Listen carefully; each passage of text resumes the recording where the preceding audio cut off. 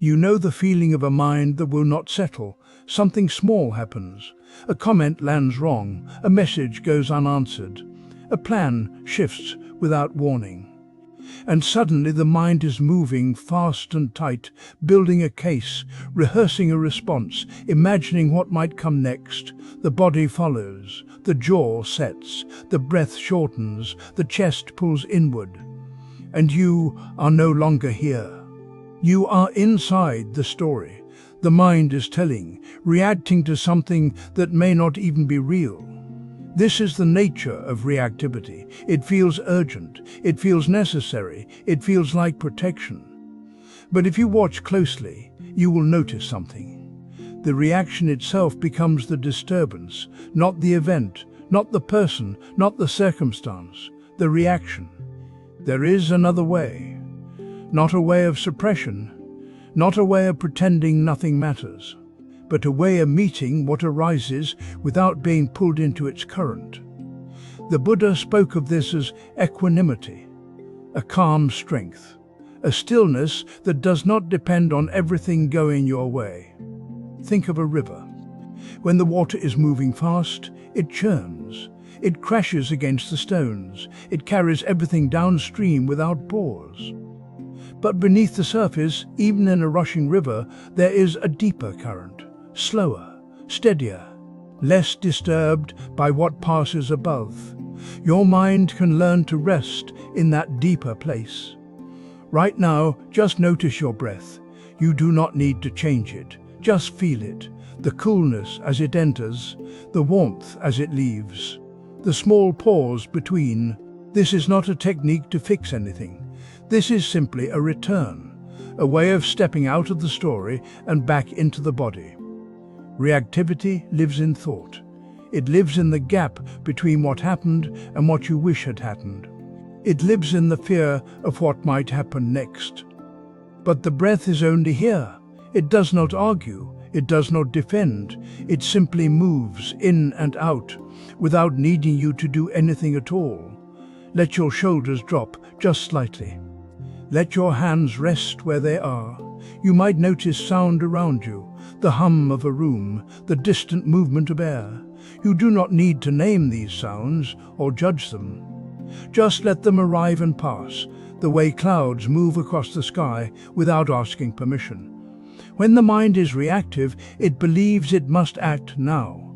It believes that stillness is weakness, that pausing is the same as giving up. But this is not true. Non-reactivity is not passivity. It is clarity. It is the ability to see what is actually happening, rather than what the frightened mind insists is happening. The river does not stop flowing when it moves slowly. It simply flows with less turbulence. It meets the stones without shattering. It carries what it must carry, but it does not thrash. You have felt this before, even if only for a moment.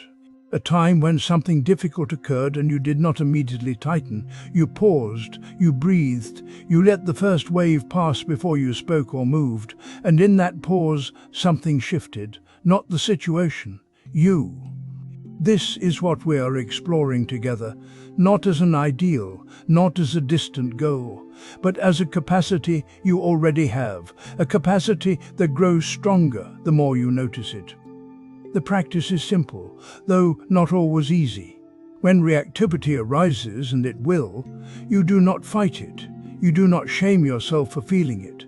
You simply notice.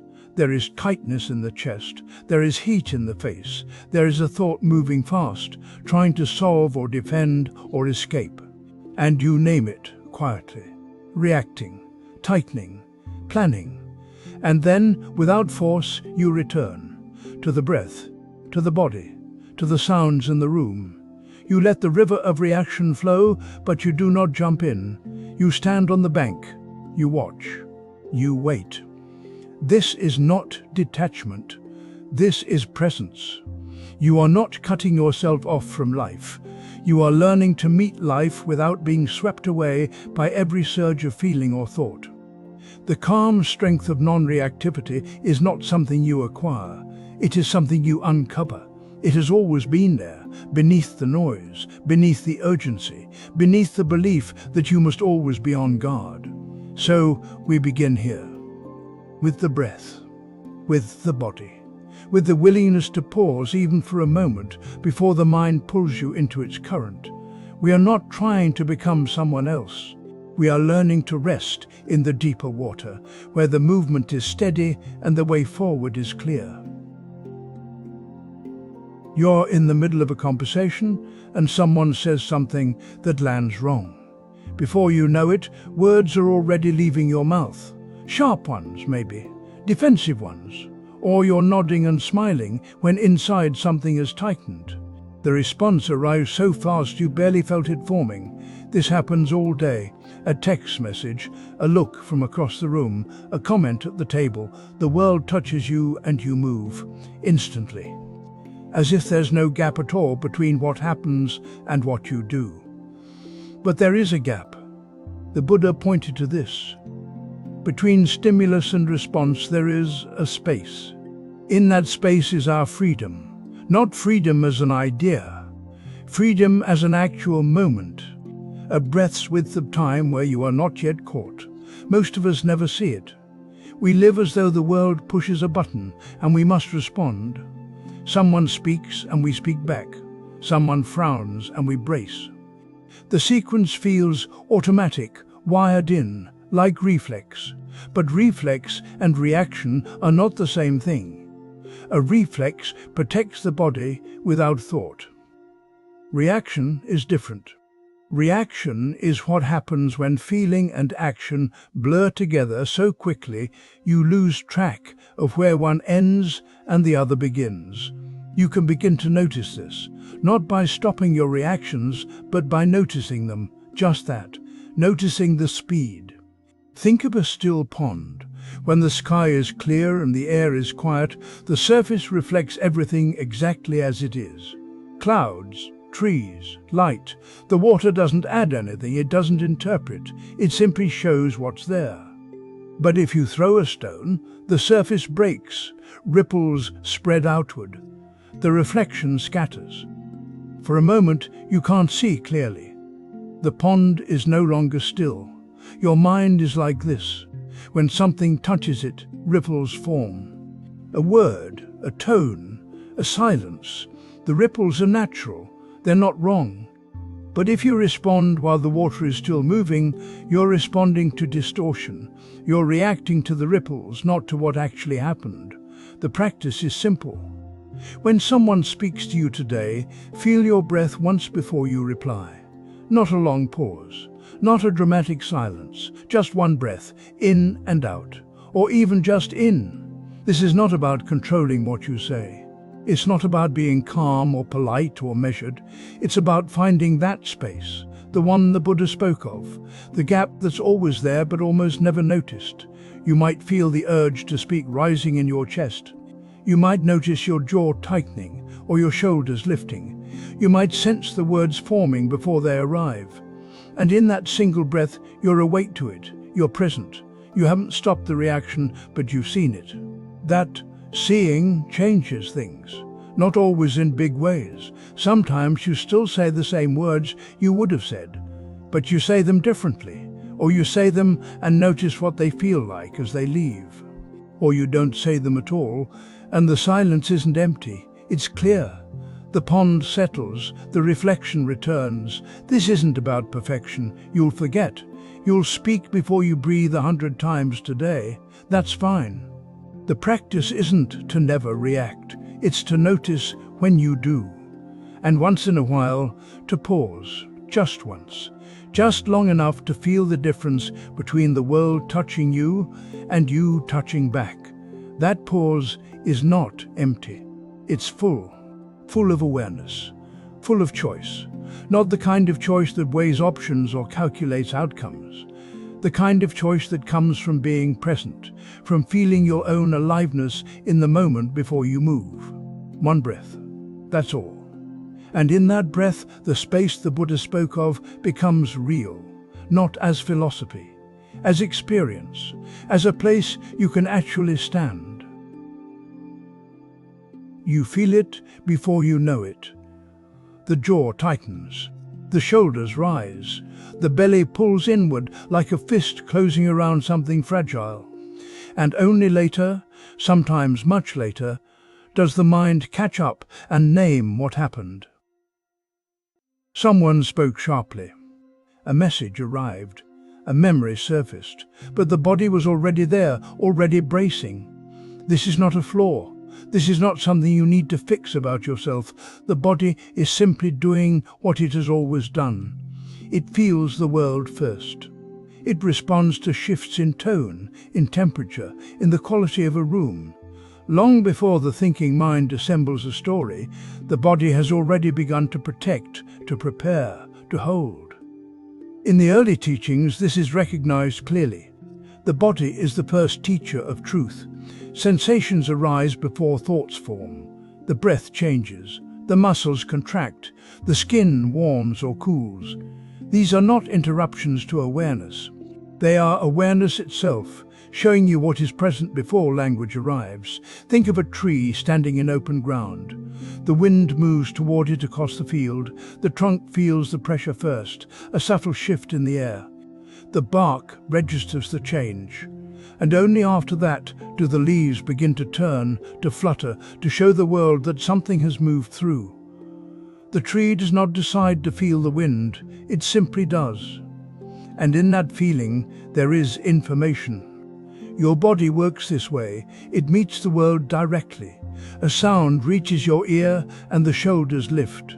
A thought about tomorrow crosses your mind and the breath shortens. A face appears in memory and the chest tightens. None of this requires your permission. It happens because you are alive, because you are sensing, because the body is always in conversation with what is here. The difficulty comes when you do not notice, when the tension builds and builds, and you move through your day carrying it like a stone in your pocket. The jaw stays clenched, the belly stays hard. And because you have not seen it, you cannot soften. You cannot choose. You are simply reactive, moved by forces you had not yet met. But when you begin to notice, something shifts. Not all at once, not dramatically. Just a small opening, a small space between the sensation and the next thing you do. You feel the shoulders rise and you know it. You feel the jaw tighten and you meet it with attention. You do not have to change it. You do not have to make it go away. You simply see it. And in seeing it, you are no longer entirely controlled by it. This is the calm strength of non-reactivity. Not the strength of pushing feelings down, not the strength of pretending nothing matters, but the strength of meeting what arises in the body with steady, quiet awareness.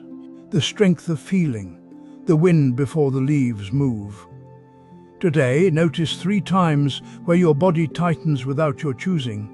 It might be your shoulders as you open your email. It might be your jaw as you listen to someone speak. It might be your belly as you remember something you said yesterday. You do not need to do anything about it. You do not need to relax it or fix it or understand why. Just notice. Just feel the sensation as it is. The first time, you might catch it late, after the tension has already settled in. That is fine. The second time, you might feel it as it happens. The third time, you might sense it just as it begins, like the tree feeling the wind before the leaves know to move. Each time you notice, you are training a different kind of attention. Not the attention that judges or solves, the attention that simply sees. And in that seeing, the body begins to trust you. It begins to soften, not because you demanded it, but because you met it, because you listened. The body is not your enemy. It is your earliest warning system.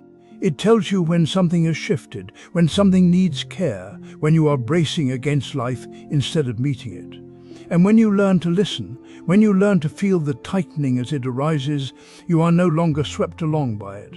You are present, you are awake, you are standing like the tree, feeling the wind, steady and aware.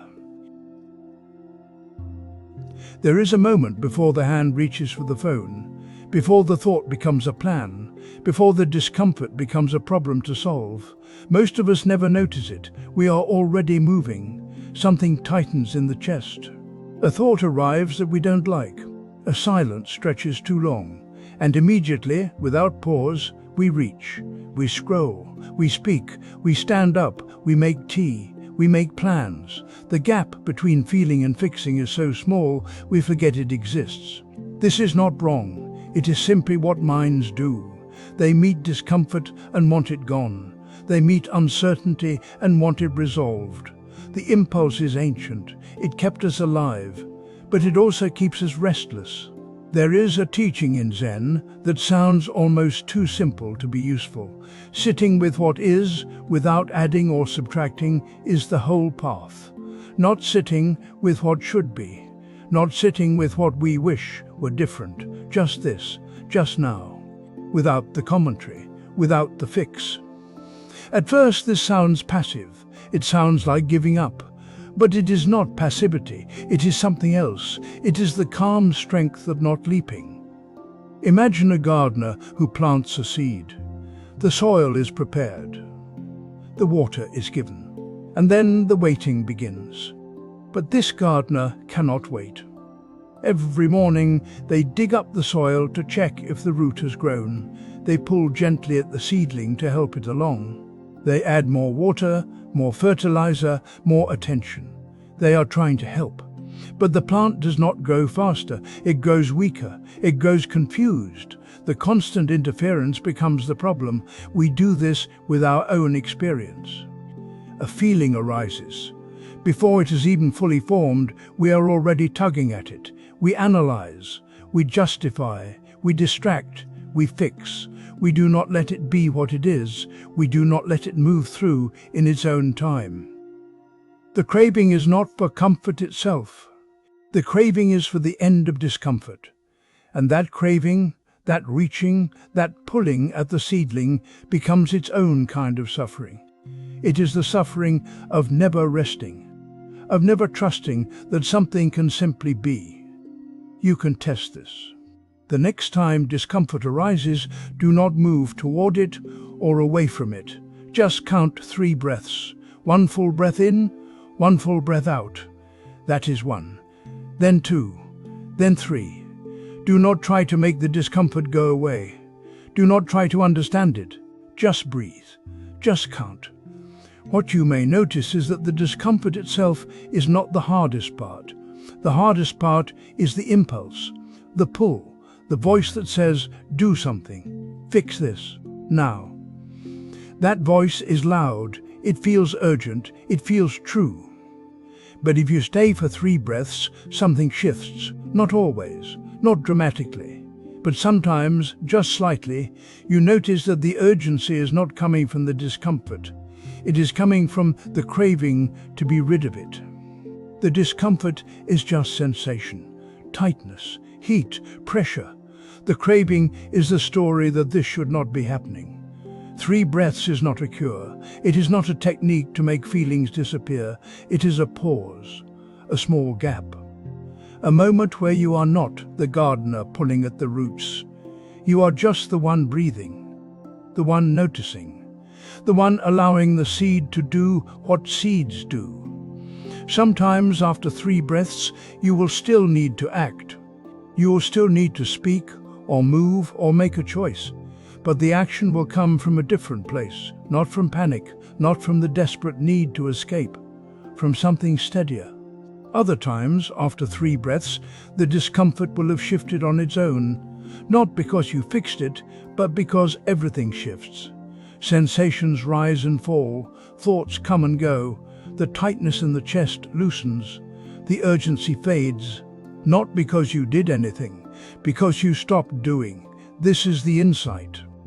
The impulse to fix is not the solution. It is part of the problem. It is the hand that will not stop digging, the mind that will not stop pulling. And when you see this clearly, when you feel the suffering inside the reaching itself, something relaxes. You do not have to become someone who never reacts. You do not have to be perfectly still. You just begin to notice the gap, the moment before the leap. And in that noticing, there is space. There is breath. There is the possibility of not adding one more thing to what is already here. Anger arrives like a sudden storm. One moment the sky is clear, the next you are shouting or slamming a door or replaying a conversation with your jaw clenched. It feels instant. It feels like something that happened to you. But anger does not begin when you feel it fully. It begins earlier, much earlier. The Buddha once said that holding on to anger is like grasping a hot coal with the intent to throw it at another. You are the one who gets burned. This is not a moral warning. It is an observation. Anger hurts the one who carries it, and we carry it longer than we realize. Think of a match. Before it bursts into flame, there is a moment when the tip glows. The wood heats, the chemicals react. If you catch it then, you can blow it out. But if you wait, the flame is already there. Anger is like that. It does not arrive all at once. It builds in stages. And most of those stages happen below the surface of your awareness. Someone cuts you off in traffic. Before the thought forms, before the words come, there is a tightness, maybe in your chest, maybe in your throat. Your breath changes. Your hands grip the wheel a little harder. This is the glow before the flame. But you do not notice it. You are already in the story. You are already imagining what you would say if you could roll down the window. You are already deciding that this person is careless, selfish, wrong. The body knew first. The body always knows first. Aversion is the root here, not anger itself, but the reflex to push away what is unpleasant. The feeling of being cut off is unpleasant. The feeling of being ignored or dismissed or inconvenienced is unpleasant. And the mind does not want it. So it pushes, it tightens, it prepares to fight or flee. This is not wrong. This is how bodies work. But when you do not see it happening, the push becomes a story. The story becomes a belief. The belief becomes a reaction. And the reaction feels like the only option. You can learn to see it earlier. Not to stop anger. Not to be calm all the time. But to catch the match while it is still glowing. Sit quietly for a moment. Bring to mind something small that irritated you recently. Not a large wound, just a small one. Someone spoke over you. Someone left a dish in the sink. Someone was late. Now feel what happens in your body when you remember it. Do not think about it. Feel it. Where does the sensation live? Is there heat, tightness, a pulling away? This is the earliest stage. This is the glow. Most of the time, you skip right past this. You go straight to the thought, straight to the story, straight to the flame. But the body is already responding before the story begins. And if you can feel that response, you have a choice.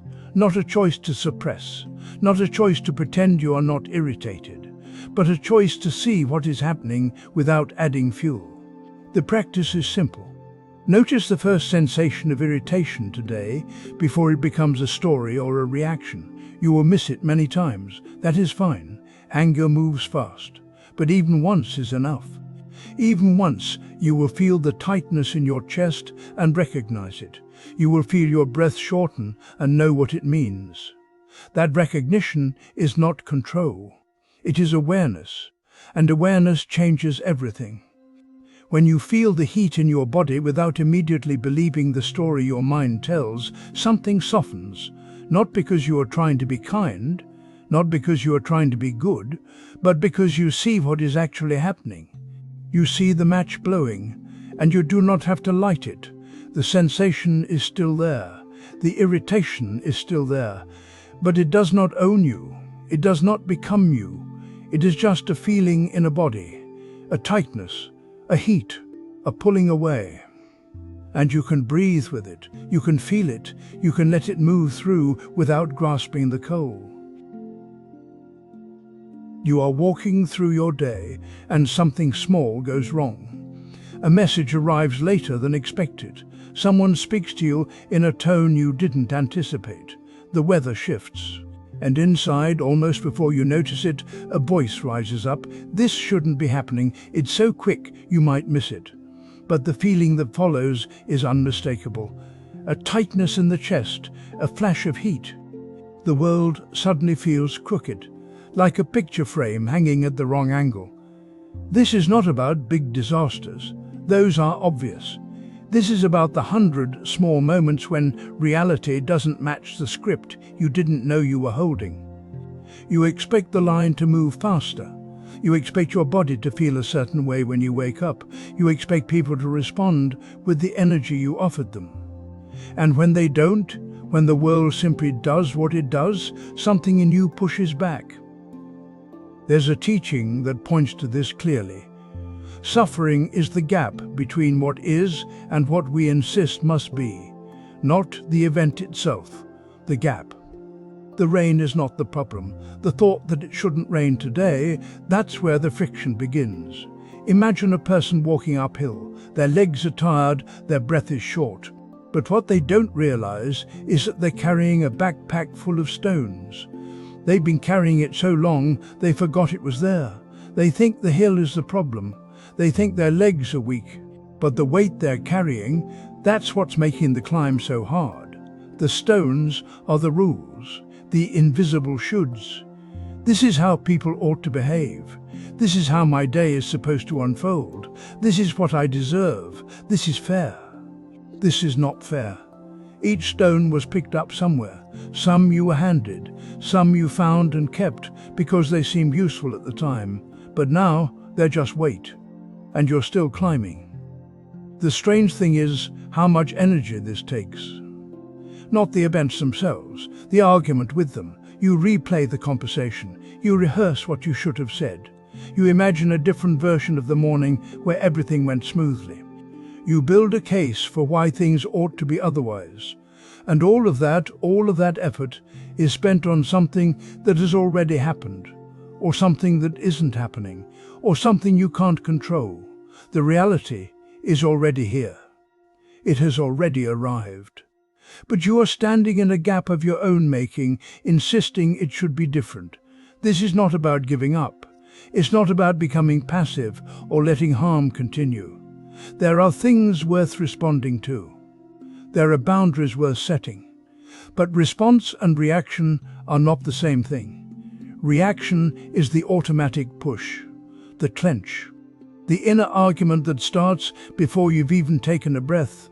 Non-reactivity is the pause. The moment when you see the gap and don't leap into it. You can notice this. Just once today. One time when the thought arises, this shouldn't be happening. It might be small, a delay, a misunderstanding, a sound that irritates you. And when you notice it, name it quietly, just to yourself. There it is, the gap. The place where I'm arguing with what's already here. You don't have to fix it. You don't have to make the feeling go away. Just see it. The way you'd notice a stone in your hand and realize you've been holding it without knowing why. What you'll find if you stay with this is how much energy is tied up in that argument. How much of your attention is spent trying to rearrange what has already happened. How heavy the backpack has become. And in the seeing, something shifts. Not always, not dramatically, but sometimes, just sometimes, the grip loosens. The stone is set down, and the hill is still there, but the climb is lighter. We fill the gaps. Between one task and the next, we reach for the phone. Between waking and rising, we plan the day. Between breaths, we tighten. We have learned to treat silence as something broken, something that needs mending with sound or movement or thought. The discomfort arrives quickly. Sit still for 30 seconds with nothing to do, and the body begins to fidget. The mind offers a list. Call this person. Check that thing. Remember what you forgot. It feels urgent, this need to fill the space. But urgency is not the same as necessity. There is a teaching from the Zen tradition, simple and direct. In silence, nothing is missing. In silence, nothing is added. Not silence as the absence of sound. Silence as the ground beneath the sound. the stillness that holds everything without grasping, the space that does not need to be filled because it was never empty. Think of music, not the notes themselves, but the quiet between them. That pause is not a mistake. It is not dead air. It is what allows the next note to arrive with clarity. Without that space, the music collapses into noise. The silence is not separate from the song. It is what makes the song whole. We live as though we are always behind, always catching up, always one step from falling into the gap. So we keep moving, keep talking, keep thinking. We mistake this for strength. But reactivity is not strength, it is reflex. It is the body flinching before it knows what it is flinching from. Non-reactivity is not passivity. It is not shutting down or numbing out. It is the calm that comes from not needing to fix every moment as it arrives. It is the strength of letting something be, just for a breath, before deciding what it needs. You can feel this in the body. Notice the impulse to move when you are sitting still, not the need to move because your leg has gone numb, the itch to move because stillness feels wrong. That itch is not the body, it is the mind, reaching for the familiar pattern of doing. What happens if you do not scratch the itch? Not as a test, not as discipline, just as an experiment. What happens if you let the impulse arrive and you do not follow it? It does not go away immediately. It might get louder. But if you stay, something shifts. The urgency softens, the gap remains, but it no longer feels like falling. This is the practice. Sit for 5 minutes today without trying to do anything, not even trying to meditate, not watching the breath, not calming the mind, just sitting. Let the thoughts come, let the body fidget if it needs to, but do not add to it, do not fix it, do not fill the space. 5 minutes, that is all. You will want to do more, you will want to make it useful, to turn it into something productive. Notice that wanting. It is the same pattern, the same reflex to fill the gap. In silence, nothing is missing. The quiet is not empty. It is full of what is already here. The hum of the room, the weight of your body, the breath moving without effort. All of this was here before you tried to fix it. All of this remains when you stop trying. Non-reactivity is not about becoming calm. It is about noticing that calm is already present beneath the noise. You do not create it. You stop covering it. Sit. Let the silence hold you. Let the gap remain a gap. Nothing is missing. Nothing needs to be added. Someone cuts you off in traffic. Before you've even seen their face, you've written the whole story. They're selfish. They don't care. They think they're more important than everyone else. Your chest tightens. Your hands grip the wheel. The story is already complete. Or a text message arrives later than you expected. 3 hours later, you check the timestamp again. Now the silence means something. They're angry with you. Or they've lost interest. Or they're talking to someone else. The story builds itself room by room while you sit there staring at your phone. We do this constantly. We take a fragment of what happened and turn it into a full narrative before we've actually looked. We cast characters. We assign motives. We decide who's wrong and who's been wronged. And then we react to the story we built, not to what we actually saw or heard. There's no teaching that points to this. We do not see things as they are. We see them as we are. What we call seeing is already interpretation, already colored by what we expect, what we fear, what we've learned to protect. Imagine you're alone in a house at night. You see a shadow move across the wall in the hallway. Instantly, your body responds. Your heart rate spikes. You freeze or you move toward the door. The shadow becomes an intruder. It has intention. It has a face you can't see, but you know is there. You've already called it something. Then you step into the hallway and see the tree outside, swaying in the wind, casting its branches across the wall through the window. The shadow was always just a shadow. But for those few seconds, you lived inside a different reality. one you constructed from a shape and a feeling. This is what we do with almost everything. A tone of voice becomes rejection, a glance becomes judgment, a silence becomes abandonment. We don't wait to see.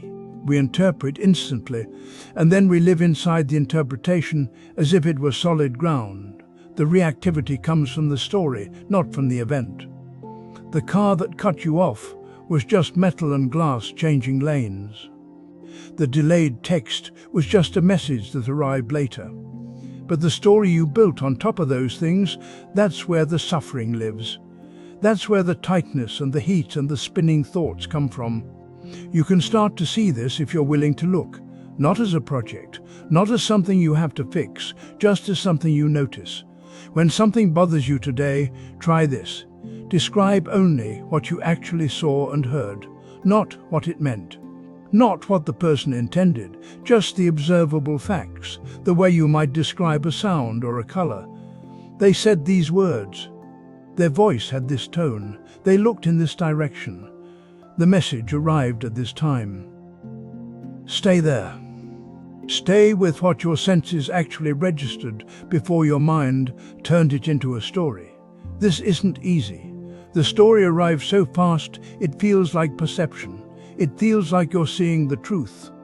But if you slow down even a little, you start to notice the gap. First there's the raw data. Then there's the interpretation. They're not the same thing. The car changes lanes. That's what happened. Everything else, the selfishness, the disrespect, the lack of care, that's the story. The text arrives 3 hours later. That's the event. The anger, the loss of interest, the betrayal, that's what you added. When you can see this gap, even for a moment, something shifts. You're not trying to stop the stories from coming, you're just seeing them as stories. And when you see them as stories, you don't have to live inside them the same way. You don't have to react to the intruder when it's only a shadow on the wall. The calm strength of non-reactivity doesn't come from controlling your emotions. It comes from seeing clearly what's actually in front of you before you build a world on top of it. Raw perception first, story second, and in that small gap there's space to breathe, space to choose, space to see things as they are, not just as you are. You've probably noticed how quickly you can form an opinion. Someone says something and your mind moves, agreeing, disagreeing, defending, dismissing. It happens in a breath. And once that opinion forms, something in you tightens around it. Not dramatically, just a small clench, like closing your hand without thinking. This tightening feels necessary. It feels like knowing where you stand. But if you pay attention, you'll notice it doesn't feel calm. There's a subtle tension in holding your ground, in making sure your view stays intact. And when someone challenges that view, the tension increases. Your jaw might set, your breath might shallow. The body knows before the mind admits it. You're gripping. The Buddha pointed to something simple about this. He said, clinging is the root, release is the path. Not clinging to bad things only, clinging to anything, to being right, to being consistent, to the story you've been telling about who you are and what you believe. The tightness comes from holding on, not from what you're holding. Think of a fist holding sand. When you grip tightly, the sand slips through your fingers. The harder you squeeze, the faster it falls. But if you hold your hand open, palm up, the sand stays. This isn't a trick, it's just what happens. Gripping creates the loss you're trying to prevent. Your opinions work the same way. When you clench around them, they become brittle. You can't examine them. You can't let them shift when new information arrives. You have to defend them, which means you're not really holding them anymore. They're holding you. The tightness you feel isn't strength.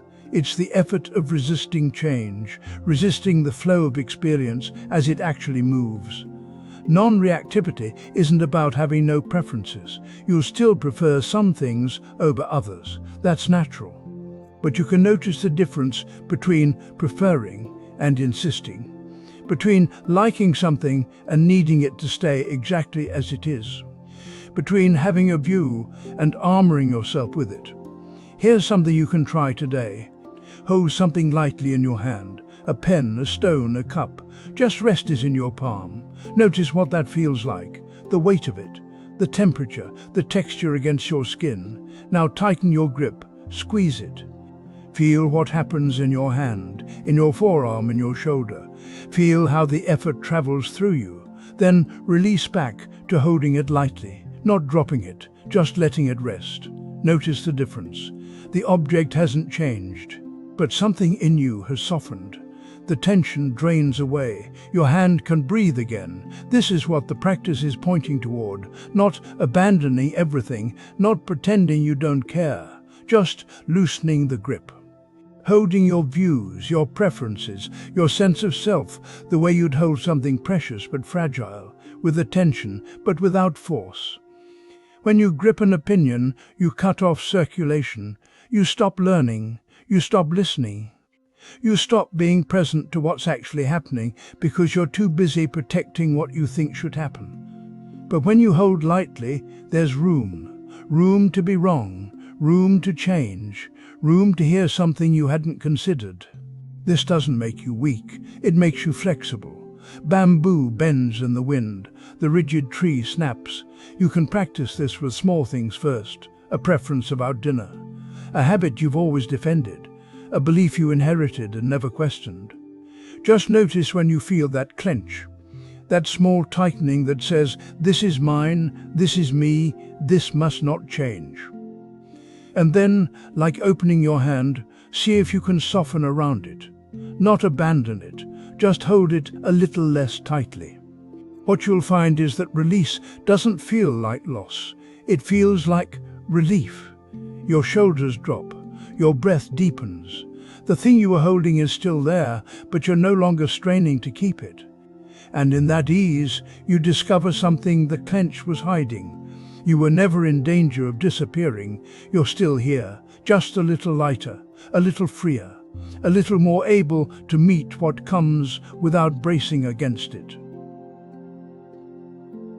You feel the anger rising in your chest, or the sadness, or the sharp edge of fear. It fills the room, it fills your body.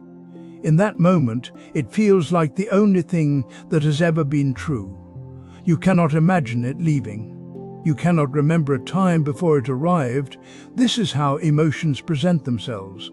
They arrive with such force, such completeness, that they seem permanent. The mind believes what it feels right now will last forever. If you are anxious, you will always be anxious. If you are hurt, you will always be hurt. The feeling becomes the whole sky. But there is an old teaching, simple and clear. Clouds pass. The sky does not move. The clouds are real. They darken the light. They bring rain or thunder. But they are not the sky itself. The sky holds them, allows them, and remains untouched when they drift away. You are not the emotion, you are the space in which it appears. Think of a summer storm. It gathers slowly, or it comes all at once. The air thickens, the wind picks up. Then the rain falls hard, drenching the earth, drumming on rooftops, flooding the gutters. For 10 minutes or 30, it is the only reality. You cannot see past it. You cannot imagine the sun. And then it stops. Not because you made it stop, not because you reasoned with it or pushed it away. It stops because that is the nature of storms. They rise, they peak, they pass. The ground is still wet. The air smells different. But the sky is clearing. The storm has moved on. Emotions are like this. They arrive with intensity. They feel total. But they are not total. They are weather, not structure. They are movement, not permanence. This does not mean emotions are unimportant. It does not mean you should ignore them or pretend they are not real. The rain is real. The storm is real. But knowing it will pass changes how you meet it. You do not have to become the storm. You can let it move through. Non-reactivity is not coldness. It is not suppression. It is the calm strength of watching the weather without believing you are the weather. You feel the anger, but you do not speak from the center of it. You feel the sadness, but you do not build a life around it. You notice the fear and you breathe. The breath is always steadier than the emotion. The body is always here, even when the mind is spinning. This is where you return, not to fix the feeling, not to make it go away faster, just to remember that you are larger than what you feel. Here is the practice. Notice one emotion today that feels overwhelming. It might be irritation at a small inconvenience. It might be grief that arrives without warning. It might be restlessness that will not let you sit still. Do not try to change it. Do not judge yourself for feeling it. Just notice it. Name it quietly. This is anger. This is sadness. This is fear. And then later, notice when it shifts. You do not have to wait for it to disappear completely. Just notice when it softens even slightly. Notice when something else arises. Maybe you feel hungry. Maybe you feel tired. Maybe you feel nothing in particular. The emotion you thought was permanent has changed. You did not force it to change. It changed because that is what emotions do. This is not a trick. This is direct seeing. You are watching the clouds pass. You are noticing that the sky has been here all along.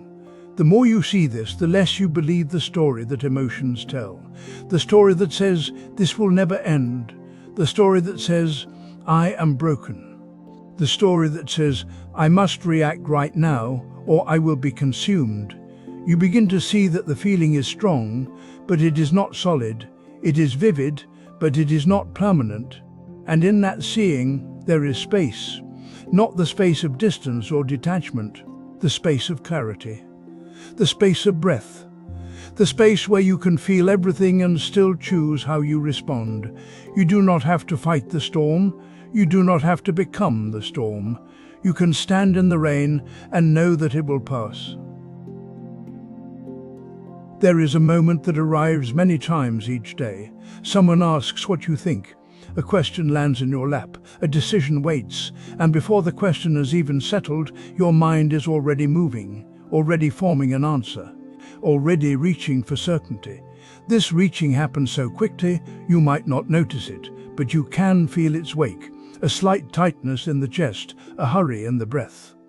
The mind scanning for the right response, the safe response, the response that will end the discomfort of being asked. We do this because not knowing feels like standing on the edge of something. It feels exposed, vulnerable, as if the ground might give way if we don't quickly plant our feet on solid opinion. But there is another way to meet that moment. In Zen practice, there is a teaching that sounds strange at first. Not knowing is most intimate. The mind that does not grasp is free. It does not mean ignorance. It does not mean pretending you know nothing when you do. It means allowing the space before knowing to remain open, to let uncertainty be what it is without rushing to close it. Imagine a traveler walking through unfamiliar country. She reaches the edge of a forest.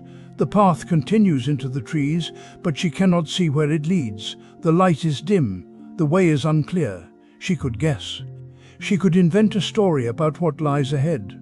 Or she could simply rest at the edge for a moment, not frozen, not refusing to move, just resting in the not yet knowing. This is what the mind can do when it stops grasping. It can rest at the edge.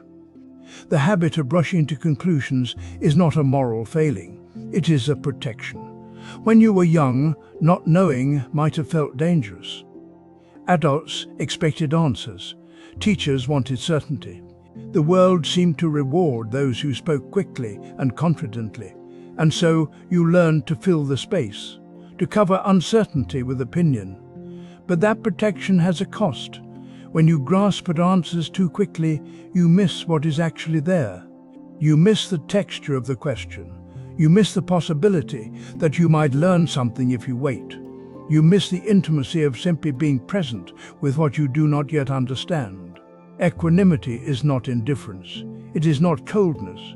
It is the capacity to remain steady in the presence of uncertainty, to let things be unresolved without collapsing or hardening, to feel the vulnerability of not knowing and not need to escape it.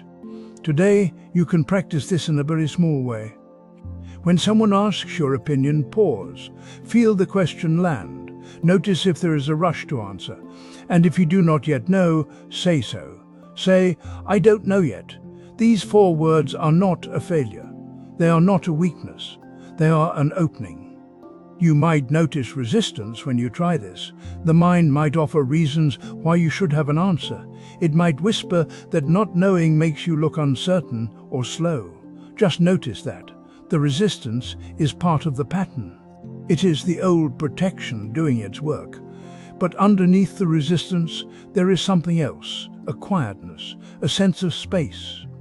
When you allow yourself not to know, the pressure drops, the chest softens, the breath finds its own rhythm again. This is not about refusing to think. It is not about avoiding decisions. It is about meeting the moment before the decision with honesty, letting the question breathe, letting your mind touch what is actually true rather than what feels safe to say. The traveler at the edge of the forest does not stand there forever. Eventually she steps forward. But because she rested first, because she did not invent the path before seeing it, she walks with more attention, more presence. She is not following a story. She is following what is actually there. When you say, "I don't know yet," you are doing the same thing. You are choosing presence over performance. You are choosing intimacy over armor. And something shifts. Uncertainty stops feeling like a gap that must be filled. It starts to feel like space, like openness, like the beginning of actual understanding rather than the absence of it. You are standing in the kitchen when the message arrives. Maybe it is a text, maybe it is a voice from the other room, maybe it is just a thought that rises suddenly and changes the temperature of everything. Your chest tightens, your breath becomes shallow. The floor beneath you feels less solid than it did a moment ago. This is what reactivity feels like. It moves faster than thought. It arrives as tension, as heat, as the impulse to do something immediately, to fix, to defend, to explain, to leave. The body is already moving before the mind catches up, and in that speed something is forgotten. There is a teaching in the early texts that does not ask for belief. It simply points. The breath is always here. It asks nothing. It simply continues. While the mind spins and the heart races, the breath moves in and out, steady and unhurried. It was there before the message arrived. It will be there after the moment passes. This is not philosophy. It is observation. Think of a small boat tied to a dock. The water moves, the wind picks up. Waves push the boat this way and that, but the rope holds. The boat does not drift out into open water. It tugs, it pulls, but it stays. The breath is like that rope, not because it stops the waves, not because it makes the wind calm down, but because it keeps you tethered to something that does not move with the storm. When reactivity comes, the mind believes it must act now. It believes the feeling will last forever unless something is done. It believes the only way through is to push back or run away. But reactivity is not the problem itself. Reactivity is what happens when we forget we have an anchor. The breath does not argue with the tightness in your chest. It does not tell you the thought is wrong. It does not demand that you feel differently. It just continues, in and out, present and patient. You do not need to control the breath. You do not need to make it deeper or slower or more peaceful. You only need to notice it. To feel the cool air at the nostrils, to sense the slight rise of the belly, to know, without words, that breathing is happening. This is the practice, not as a fix. Not as a way to make the difficult thing go away, but as a return. A way back to the only moment that actually exists. 3 times today, stop. It does not matter where you are or what is happening. Stop and take 1 full breath. Not 10, not a meditation session, just 1. Feel the inhale, feel the exhale. Notice only the sensation of breathing. You might be in the middle of a conversation. You might be walking to your car. You might be lying in bed, unable to sleep. It does not matter. The breath is there. The first time you do this, you may not feel anything shift. The tightness may still be there. The thought may still be loud. That is fine. You are not trying to make anything happen. You are only remembering that the rope exists. The second time you may notice a small gap, a moment where the reactivity is still present, but you are not entirely inside it. You are also here, breathing. The third time, something quieter may arrive, not peace necessarily, but steadiness. The waves are still moving, but the boat is not drifting. This is not about becoming calm. It is about recognizing that even in the middle of storm, there is something that does not need to be rescued. The breath has been with you since the beginning. It will be with you at the end. It does not require your effort. It does not judge your fear.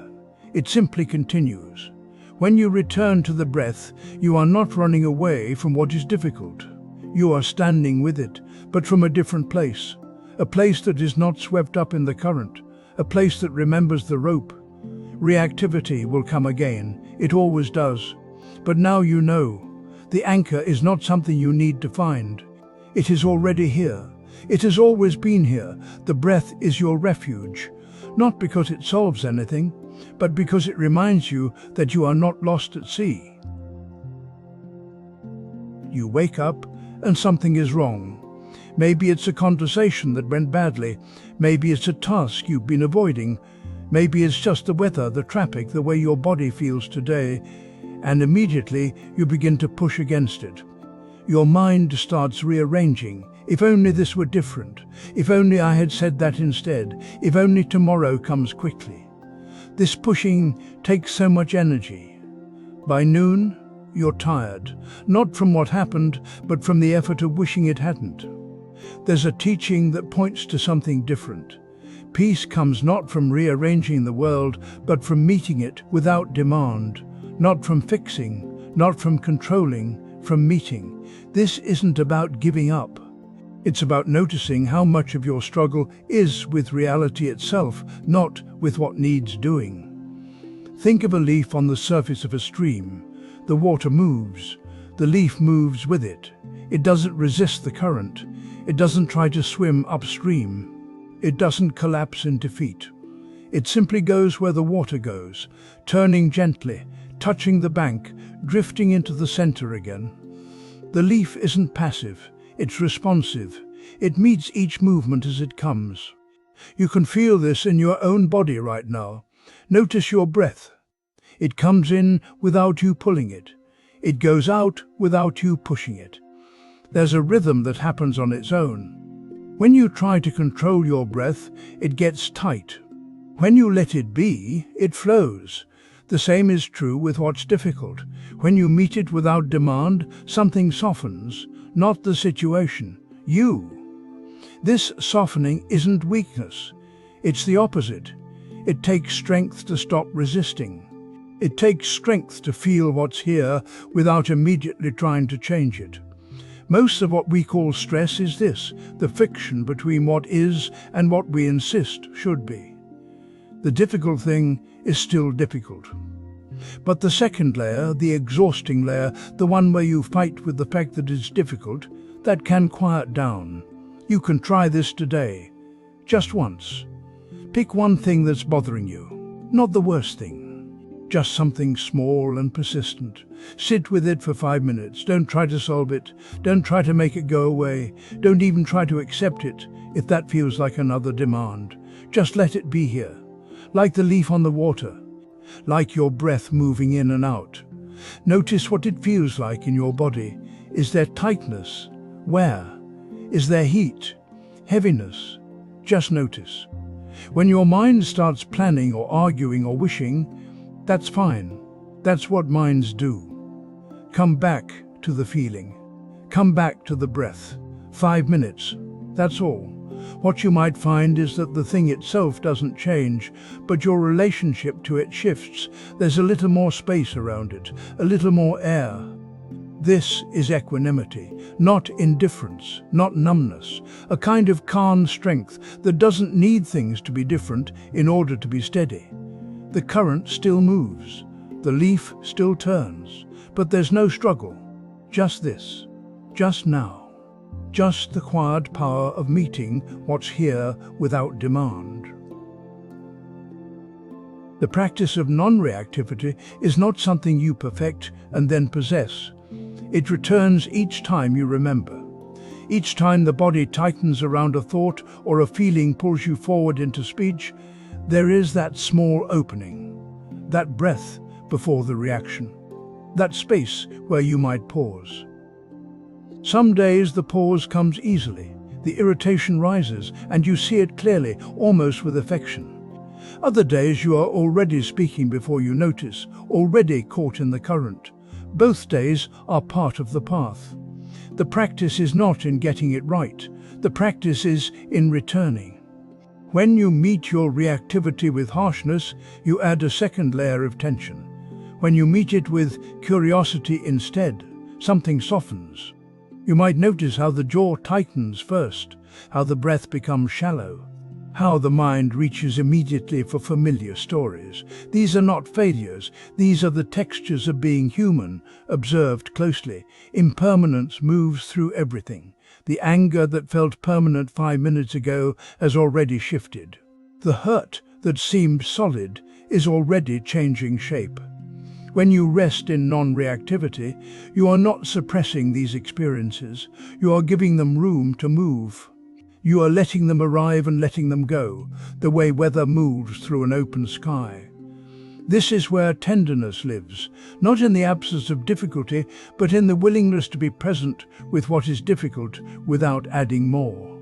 The reactive mind wants to fix, to fight, to flee. The aware mind can simply be with. And in that being with, there is a kind of strength that does not need to prove itself. You will forget this many times. You will react without thinking. You will say the thing you wish you had not said. You will tighten when you meant to soften, and then you will remember again. The path is made of this remembering. Each time you return to awareness, you are not starting over, you are continuing. As you move through your days, you might begin to notice the small moments where non-reactivity appears. The email that would have triggered you last month. The comment that would have stayed with you for hours. Something has shifted, not because you forced it, but because you have been practicing presence. The mind learns what you give attention to. When you give attention to the space before reaction, that space grows. This is not about becoming someone who never feels. It is about becoming someone who can feel fully and still choose how to respond. The anger can be there, the fear can be there, the defensiveness can be there. And you can know them, see them clearly, and not be commanded by them. There is a quietness in this that is not empty. It is full of attention, full of care. When you are not caught in reaction, you can actually see the person in front of you. You can hear what is being said beneath the words. You can respond from steadiness rather than from storm. The practice continues. It continues tomorrow when you wake. It continues in the conversation you have not yet had. It continues in the difficulty you have not yet met. Each moment is another invitation to pause, to breathe, to notice what is happening before deciding what to do. You do not need to carry this perfectly, you only need to return to it. Again and again, with patience. With the understanding that this is how awareness deepens, not all at once, but through countless small turnings toward presence. If it serves you, you might continue sitting with these reflections. There are other threads to follow, other aspects of practice to explore. But there is no urgency. The path is here whenever you return to it. It does not disappear when you look away. For now, let yourself rest in whatever steadiness you have found. Let the breath move naturally. Let the body be as it is. Let the mind settle in its own time. The practice of non-reactivity is always available. It waits in the next pause, the next breath, the next moment of choosing awareness over automaticity. It is quiet work, patient work, and it is enough. Thank you for practicing. Thank you for listening. May you meet whatever arises with spaciousness and care.